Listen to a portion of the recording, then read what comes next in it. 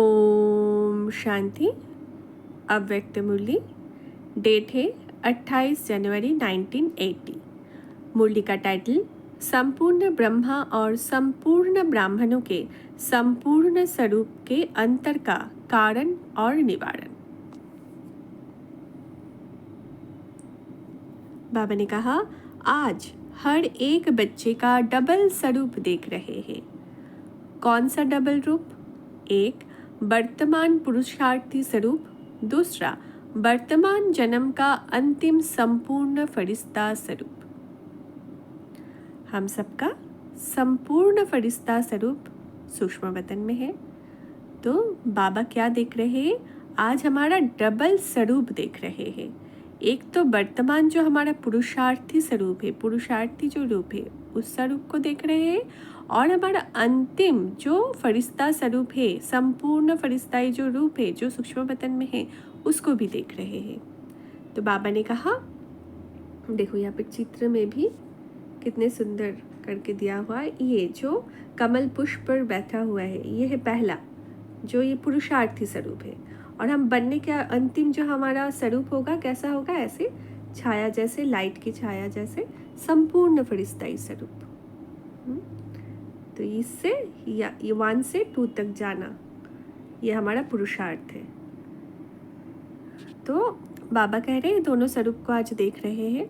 इस समय बाबा कह रहे इस समय हम सो हम के मंत्र में पहले हम सो फरिश्ता स्वरूप है, फिर भविष्य में हम सो देवता स्वरूप है।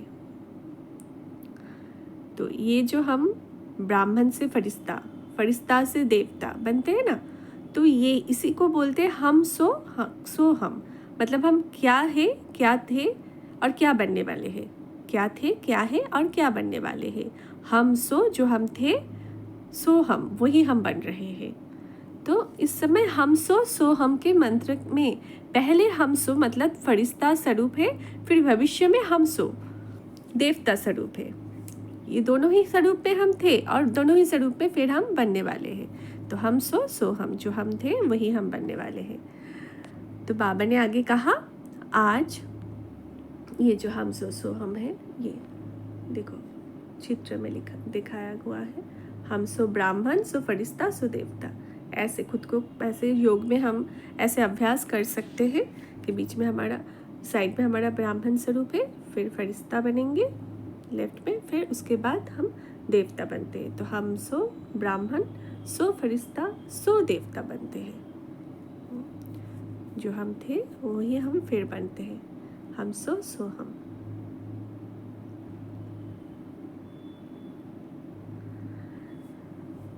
तो बाबा ने कहा, आज वतन में सभी बच्चों के नंबर बार पुरुषार्थ अनुसार जो अंतिम फरिश्ता स्वरूप बनना है, उस रूप को इमर्ज किया। बाबा हम सब का अंतिम जो रूप है, फरिश्ताई स्वरूप है, उसको इमर्ज कर रहे हैं। जैसे साकार ब्रह्मा और संपूर्ण ब्रह्मा दोनों के अंतर को देखते और अनुभव करते थे कि पुरुषार्थी और संपूर्ण में क्या अंतर है। बाबा ऐसे करते थे ना, संदेशियों को भेजकर कि संपूर्ण ब्रह्मा और साकार ब्रह्मा में कितने अंतर है, बच्चे देख के आओ, वतन में जाओ। संदेशियों को भेजते थे बाबा। तो एक है ये संपूर्ण ब्रह्मा का स्वरूप और एक है बाबा का ये पुरुषार्थी स्वरूप। तो जब अंतर मिट गया तब बाबा अव्यक्त हुए। तो बाबा वही बोल रहे हैं, जैसे साकार ब्रह्मा और संपूर्ण ब्रह्मा दोनों के अंतर को देखते और अनुभव करते थे कि पुरुषार्थी और संपूर्ण में क्या अंतर है, ऐसे आज बच्चों के अंतर को देख रहे थे। दृश्य बहुत अच्छा था। नीचे तपस्वी पुरुषार्थी रूप और ऊपर खड़ा हुआ फरिश्ता रूप। ऐसे बाबा ने ऐसा इमर्ज किया हम सबको। देखो आप सब इमर्ज हो जाओ ना बाबा के सामने। ऐसे ही बाबा अभी बोल रहे हैं, ऐसे बाप दादा के सम्मुख हम ऐसे नीचे जो पुरुषार्थी स्वरूप है ऐसे बैठे हुए हैं, और ये ऊपर जो फरिश्ताई स्वरूप है हमारा अंतिम स्टेज है। ये दोनों स्वरूप है। तो नीचे तपस्वी पुरुषार्थी स्वरूप और ऊपर में फरिश्ता स्वरूप, खड़ा हुआ फरिश्ता रूप। अपना अपना रूप इमर्ज कर सकते हो? तो सभी करेंगे ना, और बाबा का आंसर करेंगे, हाँ जी बाबा देखो हम आ गए। तो अपना संपूर्ण रूप दिखाई देता है, अपना संपूर्ण रूप दिखाई देता है, संपूर्ण ब्रह्मा और संपूर्ण ब्राह्मण। संपूर्ण ब्रह्मा और संपूर्ण ब्राह्मण।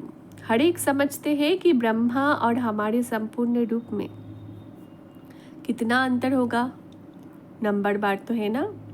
वहाँ क्या हुआ, नंबरवार फरिश्ता स्वरूप बहुत बड़े सर्कल में राज्य दरबार के रूप में इमर्ज थे। बाबा आप दृश्य दिखा रहे हैं ना। वहाँ क्या हुआ बतन में कि नंबरवार फरिश्ता स्वरूप, नंबरवार थे किंतु, हाँ, नंबरवार फरिश्ता स्वरूप बहुत बड़े सर्कल में राज्य दरबार के रूप में इमर्ज थे। देखो ऐसे ऐसे जो दिखाए हुआ है ना, सामने कुछ है जो महान पुरुषार्थी है, पीछे थोड़ा थोड़ा पुरुषार्थ में थोड़ा थोड़ा नंबरवार हो गया, ऐसे करके इमर्ज थे।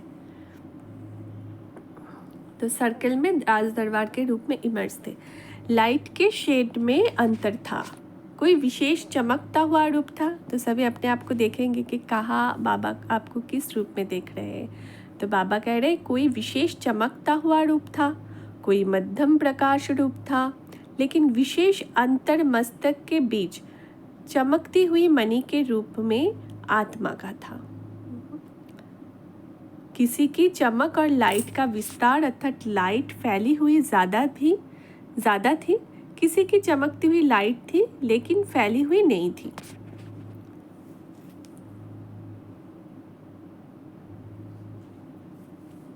देख पा रहे हैं ना सभी दृश्य को, किसी का लाइट का विस्तार फैली हुई है ज़्यादा और किसी का कम फैली हुई है। किसी का चमकती हुई लाइट थी लेकिन फैली हुई नहीं थी, और किसी का चमकती हुई लाइट का विस्तार अर्थात लाइट बहुत ज़्यादा फैली हुई थी, और किसी का प्रकाश कम था, किसी का थोड़ा सा ज़्यादा था, मगर ज़्यादा दिखाई दे रहा था मस्तक के बीच में जो हम आत्मा मणि के रूप में है उसका प्रकाश। किसी की लाइट ही कम थी, किसी का आत्मा मणि का लाइट जो है वही कम था। बाप दादा के सम्मुख हम सब विमर्श है, ऐसे ऐसे बाबा हम सबको देख रहे हैं। तो अपना लाइट को देखना है हमें कि हमारा लाइट कौन सी पर्याय में है, कौन सी कैटेगरी में है। बाबा कह रहे बाप दादा ने सब बच्चों के अंतर को चेक किया तो देखा यंत्र की स्पीड तेज है, पुरुषार्थी और संपूर्णता दोनों की समानता का अंतर भी ज़्यादा दिखाई दिया। जैसे विज्ञान के यंत्र की स्पीड तेज है, वैसे समानता के पुरुषार्थ की स्पीड उससे कम थी। तो बाबा क्या बोल रहे हैं कि जो हम साधन यूज़ करते हैं उसका स्पीड ज़्यादा थी, उससे कम हमारा जो हम समानता लाने के लिए कि हमें बाप समान बनना है ना, इसी का हम पुरुषार्थ करते हैं ना। ये समानता का जो पुरुषार्थ है बाबा को कैसे दिखाई दिया, उसका स्पीड थोड़ा कम था। बाबा ने आगे कहा सिर्फ ग्रहण नहीं गुण ग्रहण करो। तो क्या करना है हम सबको, गुण ग्रहण, गुणग्राही बनना है, सबसे गुण लेना है, गुण लेना है, गुण लेना है। तो हमें क्या ग्रहण करना है, गुण ग्रहण करना है। तो बाप दादा की रिजल्ट के ऊपर रूढ़ियान चली कि इतना अंतर क्यों। आगे बाप दादा बोल रहे हैं कि बाप दादा की रिजल्ट के ऊपर जो हमारी रिजल्ट निकली उसके ऊपर रूढ़ियान चली कि कितना अंतर क्यों, इतना अंतर क्यों। ब्रह्मा बाबा आगे देखो, बाप दादा दोनों बात कर रहे हैं। ब्रह्मा बाबा बोले मेरे सभी बच्चे नॉलेजफुल है। ब्रह्मा बाबा शिव बाबा से बोल रहे हैं कि मेरे तो सभी बच्चे नॉलेजफुल है। शिव बाबा बोले नॉलेजफुल के साथ त्रिकालदर्शी भी है, समझने और समझाने में बहुत होशियार है ना। हम सब त्रिकालदर्शी है ना, तीनों कालों को जानते हैं ना। हमारे आदि मध्य अंत काल का हम ज्ञान है ना हमारे पास। तो बाबा वही बोल रहे हैं कि नॉलेजफुल के साथ, शिव बाबा बोल रहे हैं नॉलेजफुल के साथ त्रिकालदर्शी भी है, समझने और समझाने में बहुत होशियार है, बाप को फॉलो करने में भी होशियार है, बाप को फॉलो करने में भी होशियार है।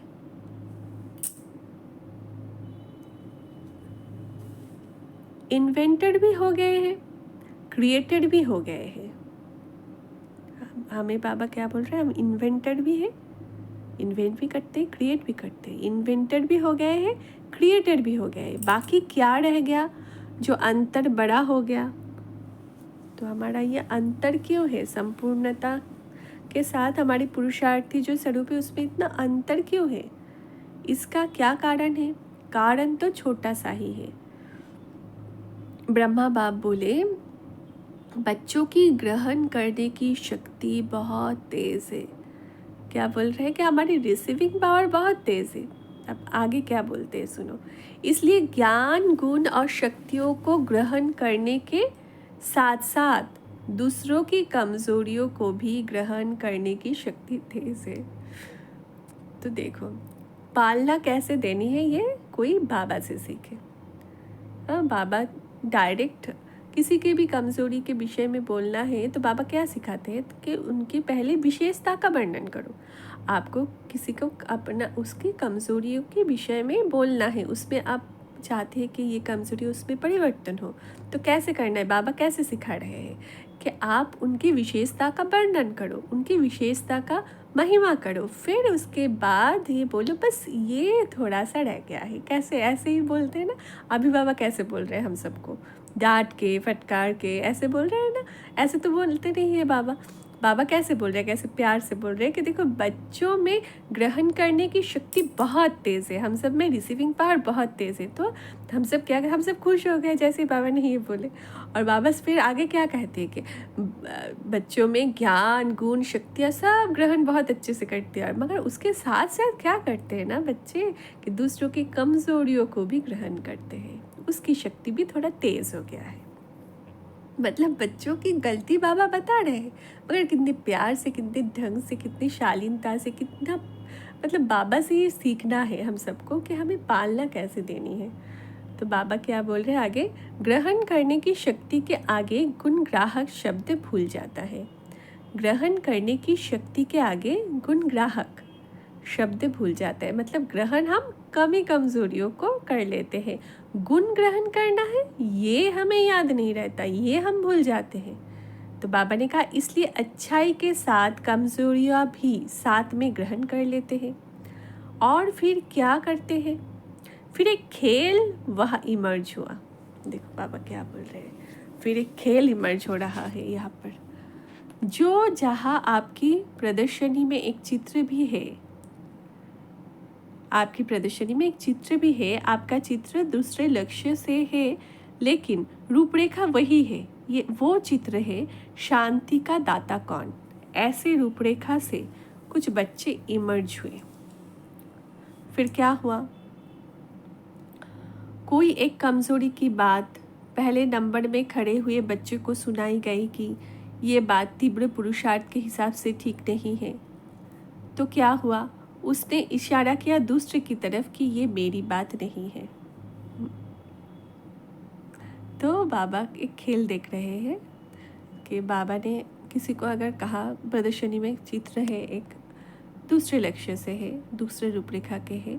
अभी किसी को कहा गया कि किसके कमज़ोरी के बाद पहले नंबर में किसी बच्चे को सुनाई गई, फिर तीव्र पुरुषार्थ के हिसाब से ये बात ठीक नहीं है, तो उसने इशारा किया दूसरे की तरफ कि ये मेरी बात नहीं है लेकिन उनकी बात है।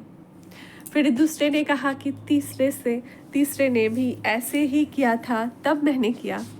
चौथे ने कहा कि ये तो महारथी भी करते हैं। पांचवें ने कहा कि ऐसे संपूर्ण कौन बना है। छठे ने कहा अरे ये तो होता ही है। सातवें ने कहा फिर तो संपूर्ण होके सूक्ष्म बतन में चले जाएंगे। आठवें ने कहा बाप दादा तो इशारा दे रहे हैं, करना तो चाहिए लेकिन संगठन है, ना चाहते भी कुछ कर लेते हैं। ऐसे पुरुषार्थ की बात एक दूसरे के ऊपर देखते और रखते हुए बात ही बदल गई। तो ये जो दृश्य है ना कि हम एक दूसरे के ऊपर उंगली रखते जाते हैं कि इसने ये बात हमारी नहीं, उसकी है। मगर बाबा क्या बोलते हैं? बाबा किंतु हर पर बोलते हैं बच्चे खुद को देखो, खुद में परिवर्तन करो, खुद का स्वचिंतन करो। 100 का मनन चिंतन करो। 100 में कहाँ कमी कमजोरी है वहाँ निकालो। कहीं पर तुम्हारे पास परिस्थिति है, तुम्हारे सामने एक प्रश्न चिन्ह है, वो तुम्हारे ही कारण है, तुम्हारे अंदर का ही कमी कमजोरी है, इसलिए तुम्हारे सामने वो परिस्थिति है, वो क्वेश्चन मार्क है, वो व्यक्ति है, क्या जो जो भी है, तुम्हारा बंधन है, कुछ भी है, उसका कारण तुम खुद हो। मगर हम क्या करते हैं, सेवा में चलते, लौकिक जीवन में, अलौकिक जीवन में, हम एक दूसरे को इशारा कर देते हैं, एक दूसरे पर थोप देते हैं कि ये तो हमारे नहीं है, उनकी थी। और फिर वो क्या करेंगे, नहीं मेरा नहीं है, उनका था, उनका था, ऐसे ऐसे करके फिर 6वें 7वें 8वें सबको सबने एक दूसरे को इशारा किया। ऐसे पुरुषार्थ की बात एक दूसरे के ऊपर देखते और रखते हुए बात ही बदल गई। ऐसे करते करते क्या हो जाता है, बात ही बदल जाता है, एक कम्युनिकेशन गैप हो जाता है ना। एक सुंदर खेल भी होता है ना कि किसी के कान में कुछ कहा गया, एक लंबी सी क्यू में कतार में सबको खड़ा कर देते हैं और फिर पहले वाले को एक बात बोला जाता है, अब उसको इशारे से दूसरे वाले को समझाना होता है, समझा के और फिर और नहीं देखेगा उसकी तरफ कि वो क्या बोल रहा है, क्या कर रहा है। फिर वो जो समझा कानों में, फिर उसको दूसरे व्यक्ति को बोलना है, पीछे वाली व्यक्ति को, फिर वो फिर से मुड़ जाएगा, फिर उसको तीसरे वाले व्यक्ति को बोल रहा है। ये कम्युनिकेशन का एक गेम खेला जाता है और उसमें दिखाया जाता है कि लास्ट तक जाते जाते कैसे उसमें कम्युनिकेशन गैप हो जाता है कि पहले जो बोला गया था और लास्ट तक जो बातें पहुंची वो पूरी तरह से बदल ही गया। ये हो जाता है कम्युनिकेशन गैप। तो यही हो जाता है हमारे पुरुषार्थ में अंतर, कि ऐसे पुरुषार्थ की बात एक दूसरे के ऊपर देखते और रखते हुए बात ही क्या हो जाता है, बदल जाता है। तो बाबा कह रहे ऐसे आजकल का प्रैक्टिकल खेल बहुत चलता है और इसी खेल में लक्ष्य और लक्षण में महान अंतर पड़ जाता है। तो कारण क्या हुआ, इसी संस्कार के कारण संपूर्ण संस्कार अभी तक इमर्ज नहीं हो सकते हैं। तो हमारा लक्ष्य क्या है, हमें अपना लक्ष्य समान लक्षण हो। हमारी लक्ष्य क्या है, देवी देवता बनना, उसके समान ही हमारी हर एक जो हमारा बोल हो, कर्म हो, संकल्प हो, उसका लक्षण हमारी लक्ष्य समान हो। हमें सदा ये ध्यान रखना है, हमें और कोई संस्कार इमर्ज करना ही नहीं है, तभी हमारी संपूर्णता की संस्कार आ जाएगी। लेकिन हम क्या करते हैं, दूसरों के अवगुणों को देख लेते हैं, 2 विशेषता देखते हैं तो 3 अवगुण देख लेते हैं, गुण ग्रहण करने के बदले कमी कमजोरी ग्रहण कर लेते हैं और एक दूसरे को देखते रहते हैं, एक दूसरे पे थोपते रहते हैं ना, हाँ हमने नहीं, इसने, ये नहीं इसने, इसमें यह अंतर पड़ जाता है। तो बाबा ने आगे कहा, तो बाप दादा बोले इस खेल के कारण पुरुषार्थी और संपूर्णता का मेल नहीं हो सकता। मूल कारण ग्रहण करने की शक्ति है, लेकिन गुण ग्राहक बनने की शक्ति कम है। हमें गुण ग्राहक बनना है, ग्रहण करने की शक्ति हमें कहाँ यूज़ करनी है, गुण ग्रहण करने में। दूसरी बात, इस खेल से भी समझ में आ गई होगी कि अपनी गलती को दूसरे पर डालना आता है, लेकिन अपनी गलती को महसूस कर स्वयं पर डालना नहीं आता। ये बहुत बड़ी बात है ना। हम एक दूसरे पर उंगली रखते जाते हैं मगर खुद पर उंगली रखना भूल जाते हैं कि पहली गलती किसकी है, खुद की। हमारी कोई कमी कमजोरी के कारण ही आज ये हुआ। जो कुछ हो रहा है, जो गलती हो रहा है हमारा आसपास, उसमें कहीं ना कहीं हमारी ही अंदर की कमी कमजोरी है। तो अपनी गलती को हमें पहले सुधारना है, दूसरे की गलती को हम सुधारने निकल पड़ते हैं, अपनी गलती हम महसूस ही नहीं करते। तो हम बाप दादा वही बोल रहे हैं, अपनी गलती को दूसरे पर डालना आता है, लेकिन अपनी गलती को महसूस कर स्वयं पर डालना नहीं आता है। और बाबा ने एक बात बोलते हैं कि सच्चे दिल पर साहब राजी। तो सच्चाई और सफाई ये बाबा को अति प्रिय है। अगर गलती होती है तो बाबा को अगर सच्चे दिल से हम सुना देते हैं तो उसका आधा माफ भी हो जाता है। तो बाबा कह रहे इसलिए बाप दादा ने कहा कि नॉलेजफुल है, छुड़ाने में होशियार है, लेकिन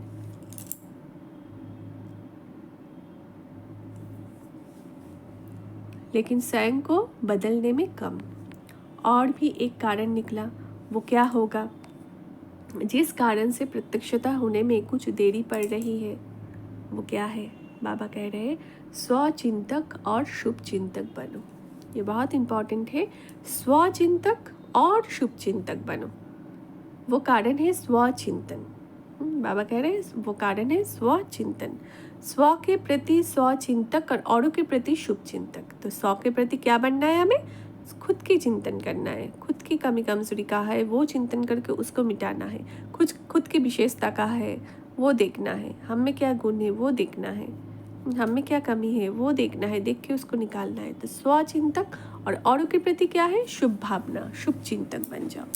स्वचिंतन अर्थात मनन शक्ति और शुभ चिंतक अर्थात सेवा की शक्ति। तो स्वचिंतन अर्थात मनन शक्ति, कितना हम मनन कर रहे हैं वो है स्वचिंतन, और शुभ चिंतक अर्थात सेवा की शक्ति।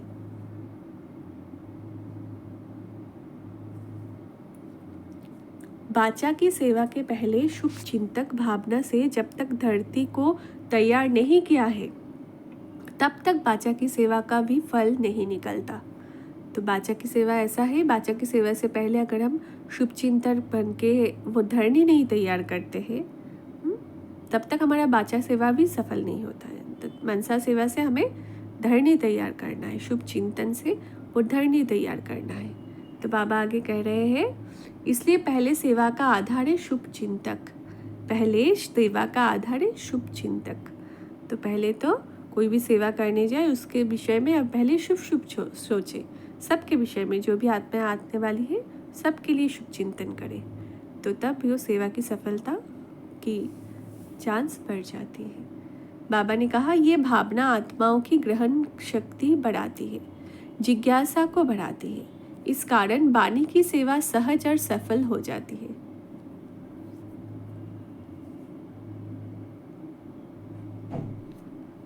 तो स्व के प्रति स्व चिंतन वाला सदा माया प्रूफ किसी की भी कमजोरियों को ग्रहण करने से प्रूफ होगा।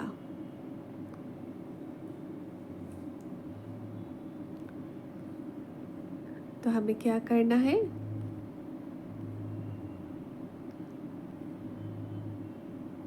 पहले तो बाबा ने कहा स्वचिंतन अर्थात मनन शक्ति और शुभ चिंतन अर्थात सेवा की शक्ति, और हम क्या करें? सदा ही शुभ चिंतन करें, पहले धरती तैयार करें, फिर हमारी बाचा की सेवा करें।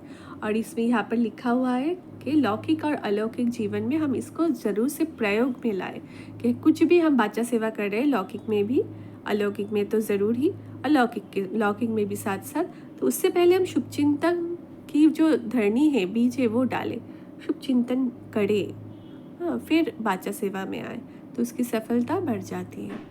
ये भावना है, शुभ चिंतन की भावना, बाबा ने कहा आत्माओं की ग्रहण करने की शक्ति बढ़ा देती है, जिज्ञासा बढ़ा देती है, इस कारण वाणी की सेवा सहज और सफल हो जाती है। तो बाबा ने कहा तो स्व के प्रति स्व चिंतन वाला सदा माया प्रूफ।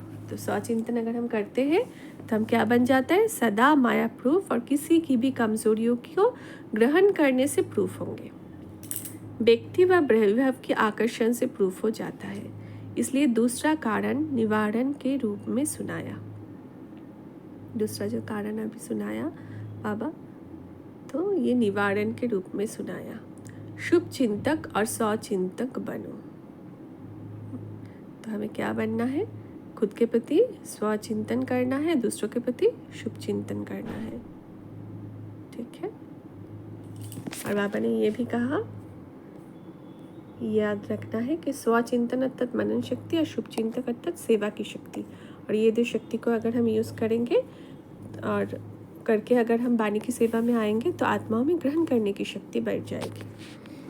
तो बाबा ने कहा शुभ चिंतक और स्वचिंतक बनो। दूसरे को नहीं देखो, स्वयं को देखो। आप सब पुरुषार्थियों का स्लोगन है मुझे देखकर और करेंगे, है ना? जो हम करेंगे वो सब करेंगे, ये तो हम सबको पता है, हम उदाहरण हैं, विश्व की स्टेज पर है। जो हम करते हैं उसकी वाइब्रेशन चारों तरफ फैलती है। तो हम अगर कुछ गलत करते हैं उसका प्रभाव भी पड़ता है, हम अगर कुछ अच्छा करते हैं तो उसका प्रभाव भी करते हैं। बाबा तो कहते हैं हम तमो प्रधान बने तब प्रकृति तमो प्रधान बना। तो कितना पावर है हम सब में। हम सतो प्रधान बनते हैं तब प्रकृति सतो प्रधान बनती है। तो हमें बहुत अटेंशन देना है कि हम क्या कर रहे हैं, क्योंकि मुझे देखकर और करेंगे, कर रहे हैं, हमारा सब कुछ का यादगार बनता है। तो इसका बहुत बहुत अटेंशन देना है। बाबा ने कहा औरों को देखकर मैं करूँगा ये नहीं है। तो सुना क्या रूढ़ियान चली? तो अब तक बाप दादा का रूढ़ियान चला कितना सुंदर ये हम सब ने सुना। आगे बाबा कह रहे आजकल बाप दादा कौन सा काम कर रहे हैं? फाइनल माला बनाने के पहले मनकों के सिलेक्शन का सेक्शन बना रहे हैं। सेक्शन है ना, अलग अलग सेक्शन है। हाँ, जैसे कि हम कल्पवृक्ष में देखते हैं ना कि एक 8 का है, फिर 100, फिर 16,000, ऐसे ऐसे सेक्शन से। तो बाबा कह रहे हैं कि फाइनल माला बनाने के पहले मनकों के सिलेक्शन का सेक्शन बना रहे हैं, तब तो जल्दी जल्दी पिरोए जाएंगे ना। तो हर एक अपने आप को देखो, मैं किस सेक्शन में हूँ। नंबर 1 है 8 रत्न, और सेकंड है 100, थर्ड है 16,000। नंबर 1 की निशानी क्या है? नंबर 1 आने का सहज साधन है। जो नंबर 1 ब्रह्मा बाप है, उसी 1 को देखो। तो नंबर 1 बनने का सहज साधन बाबा ने क्या बताया? जो नंबर 1 ब्रह्मा बाप है उसको देखो। देखने में तो होशियार हो ना, अनेकों के देखने के बजाय एक को देखो। तो सहज हुआ या मुश्किल हुआ? बाबा पूछ रहे तो सहज हुआ या मुश्किल हुआ? किसी को फॉलो करना बहुत आसान है ना। ब्रह्मा बाबा को फॉलो करने को बोलते हैं, देखो ऐसे फॉलो करना है, बस फुट स्टेप पर फुट स्टेप रखते जाना है। ये बच्चे को देखो कैसे बाबा के पीछे पीछे उसके फुट स्टेप पर फुट रखते जा रहा है। कोई मुश्किल लगता है क्या? कितना सहज साधन है। बाबा तो बस यही बोलते हैं, इसलिए ब्रह्मा बाबा फॉलो ब्रह्मा बाबा। तो हमें भी ऐसा करना है। तो दूसरों को देखने के बजाय बस नंबर 1 को देखना है, नंबर 1 के पीछे पीछे उनको फॉलो करते हुए आगे बढ़ना है। तो सहज है ना। तो 8 रत्नों में आ जाओगे। सेकंड और थर्ड को तो जानते ही हो। बाबा कह रहे जैसे भाग्य में अपने को आगे करते हो, वैसे त्याग में पहले में। भाग्य बनाने में हम सब अपने को आगे करते हैं ना, जो भाग्य बनाते हैं। तो त्याग में बाबा बोल रहे हैं पहले मैं करो। जब त्याग में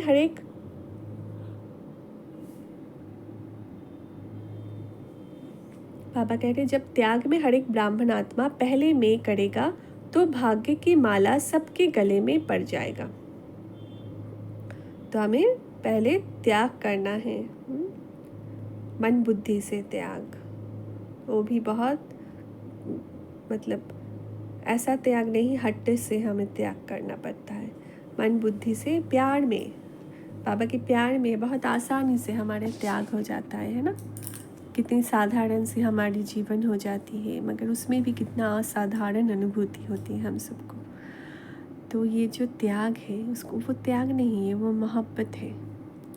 तो बाबा कह रहे जब त्याग में हर एक ब्राह्मण आत्मा पहले मैं करेगा, तो भाग्य की माला सबके गले में पड़ जाएगा।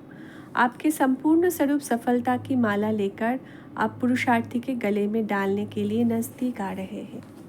कितना सुंदर योग का दृश्य है ना। ऐसे सूक्ष्म वतन में हम सब देख सकते हैं कि सूक्ष्म वतन हम सब पहुँचे और हमारा संपूर्ण फरिश्ताई स्वरूप सामने से आ रहा है, हमें माला पहनाने के लिए, सफलता की माला पहनाने के लिए सामने से आ रहा है, और आकर फिर हमें पहनाता है और हमें मर्ज हो जाता है। तो हम पूरी तरह से संपूर्ण फरिश्ता बन जाते हैं। तो बाबा कह रहे अंतर को मिटा दो, हम सो फरिश्ता का मंत्र पक्का कर लो। तो साइंस का यंत्र अपना काम शुरू करे और हम सो फरिश्ते से हम सो देवता बन नई दुनिया में अवतरित होंगे। ऐसे साकार बाप फॉलो करो। साकार को फॉलो करना ये सहज है ना। तो संपूर्ण फरिश्ता अर्थात साकार बाप को फॉलो करना। बाबा ने आगे कहा आज कर्नाटक का जोन है। कर्नाटक की विशेषता बहुत अच्छी है। कर्नाटक वाले क्षमा पर परवाने बन पहले में जलने में होशियार है। वहाँ परवाने बहुत है, जलने में नंबर 1 है। जलने के बाद है चलना। तो जलने में बहुत होशियार हो, चलने में थोड़ा क्या करते हैं, चलने में चलते चलते बाइप्लाट बहुत दिखाते हैं। भावना मूर्त नंबर 1 है। स्नेही और सहयोगी मूर्त भी है। कर्नाटक निवासियों की विशेष रचयिता बनने में होशियार है। विष्णु बनना कम आता है।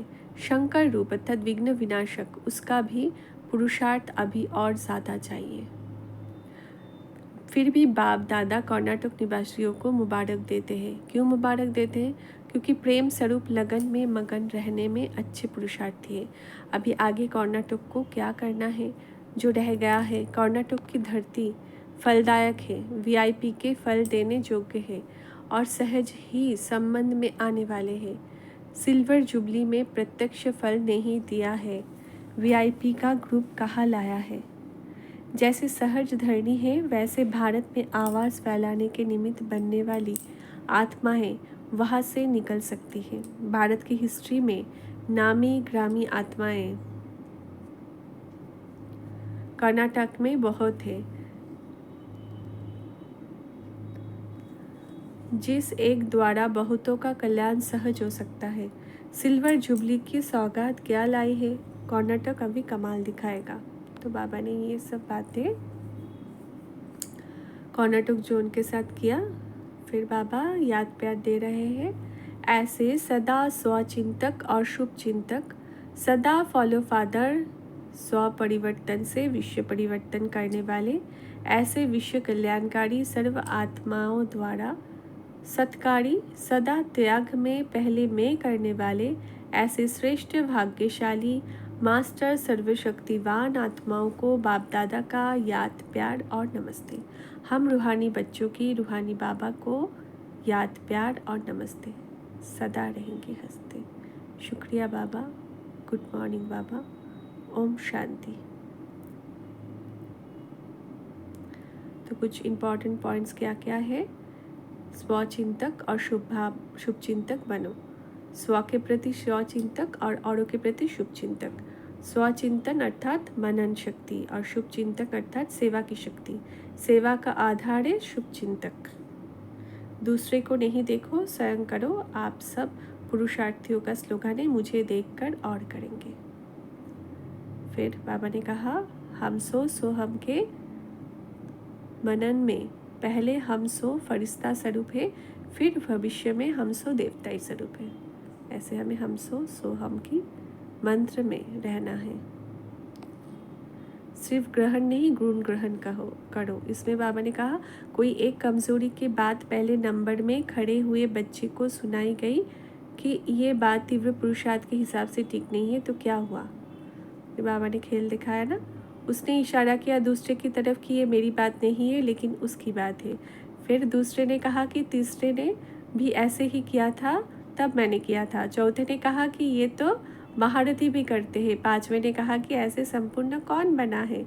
छठे ने कहा, अरे ये तो होता ही है। सातवें ने कहा, फिर तो संपूर्ण हो के सूक्ष्म वतन में चले जाएंगे। आठवें ने कहा, बाप दादा तो इशारा दे रहे हैं, करना तो चाहिए, लेकिन संगठन है, ना चाहते भी कुछ कर लेते हैं। ऐसे पुरुषार्थ की बात एक दूसरे के ऊपर देखते और रखते हुए बात ही बदल गई। ऐसे आजकल का प्रैक्टिकल खेल बहुत चलता है और इसी खेल में लक्ष्य और लक्षण में महान अंतर पड़ जाता है। तो बाबा ने आगे कहा है कि लक्ष्य और लक्षण में हमारा अंतर ना हो। हम एक दूसरे पर उंगली ना रखें, खुद की कमज़ोरी को देखें और खुद को आगे बढ़ाएं, खुद को चेक एंड चेंज करें, खुद को बदले, दूसरों को ना देखें।